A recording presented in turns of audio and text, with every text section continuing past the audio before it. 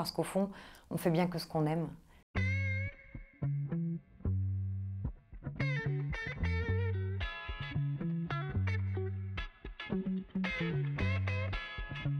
J'avais pas mal envie d'aller dans la préfectorale en fait, parce que j'avais adoré mon stage à Alençon, qui était très terrain, très ancré, très local. J'ouvrais les courriers au préfet de citoyens qui lui demandaient absolument tout. Et c'est là qu'on voit culturellement le poids de l'État encore dans la culture française. Je suis sortie à l'inspection des finances, qui n'a rien à voir avec la préfectorale, qui est un corps en fait d'audit stratégique financier avec une dimension internationale. Et j'ai adoré mes 4 années, mais j'ai plutôt un tempérament je pense, à être naturellement enthousiaste. J'aime à peu près tout ce que je fais. En tout cas, j'essaye de choisir des choses avec lesquelles je suis alignée. Et une fois que je m'y mets, je suis heureuse en fait. Et donc j'ai eu 4 ans d'audit, à la fois en France et à l'étranger. En France, j'ai fait des missions de vérification, d'inspection des finances assez classiques, hein, dans des trésoreries, dans des centres de douane.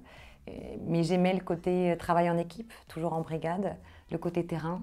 On allait à chaque fois rencontrer des gens dont le métier était vraiment une force depuis des années et on essayait en mission de conseil de les accompagner. Et puis j'ai eu la chance de travailler dans le cadre de l'inspection pour la Banque mondiale. Je suis partie au Burkina Faso pour une mission d'assistance au développement et au soutien des finances locales. Et puis j'ai travaillé aussi avec le FMI suite au séisme en Haïti, à la mission de reconstruction et de soutien humanitaire après le séisme. J'ai eu à la fois des expériences d'audit stratégique financier national et international. Et là encore, ça a été une école de rigueur, de formation. Et puis j'espère que j'ai aussi un peu apporté.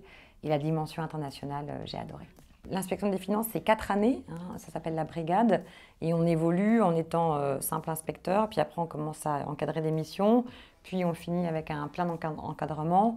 On a des missions très locales, puis on a la chance de partir à l'étranger. J'ai même fait une mission de benchmark de tout ce qui était réforme de l'État en France, à l'étranger. Je suis allée au Canada. C'est très riche culturellement. En sortant de Matignon, je suis même retournée à l'inspection pour faire une mission dédiée à l'avenir du véhicule connecté.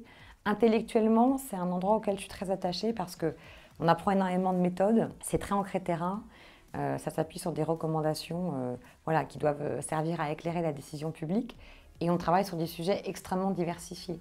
Ça va être la performance d'un centre de douane, puis ça va être des finances locales en Afrique, puis ça va être une mission de reconstruction humanitaire en Haïti, et puis ça va être les enjeux de la donnée et de la souveraineté à l'ère du déploiement du véhicule connecté.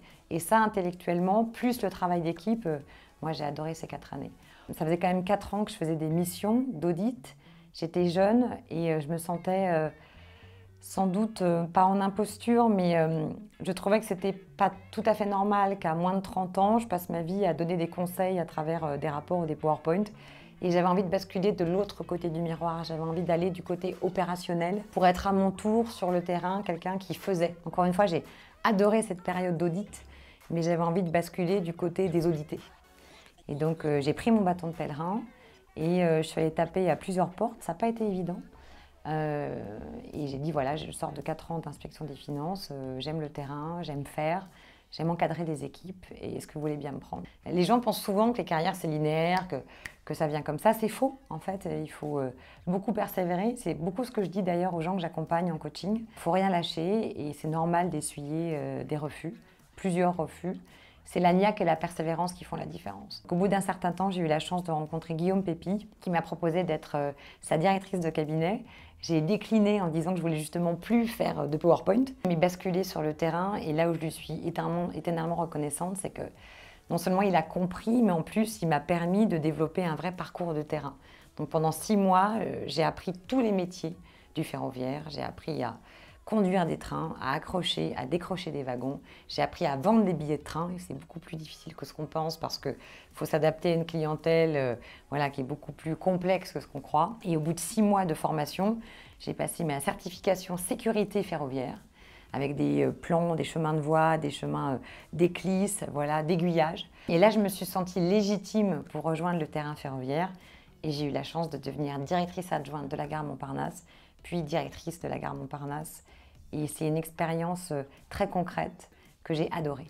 Je pense que c'est une forme d'inconscience. Quand j'y repense, j'ai un peu froid dans le dos. Mais là où je suis très reconnaissante à Guillaume Pépi, c'est qu'il n'a pas pris ombrage et il a compris. Je crois que j'étais juste très sincère dans mon envie de basculer sur le terrain. J'avais une forme d'urgence opérationnelle. Et pour moi, ça a été une leçon en termes de management pour la suite. Quand je vois des jeunes qui arrivent avec une passion, une envie, plutôt que d'essayer de les mettre là où je pense qu'ils devraient aller, sauf si je pense que c'est pas bon pour eux, j'essaye de comprendre leur envie, leur motivation, parce qu'au fond, on fait bien que ce qu'on aime. Il faut être passionné pour réussir. Et je crois que Guillaume a juste vu que j'avais très très envie d'aller dans les gares, que je trouve poétique, vivante, humaine, multifacette. Et donc il m'a permis de rejoindre cet univers, quitte à ce que je ne sois pas sa directrice de cabinet.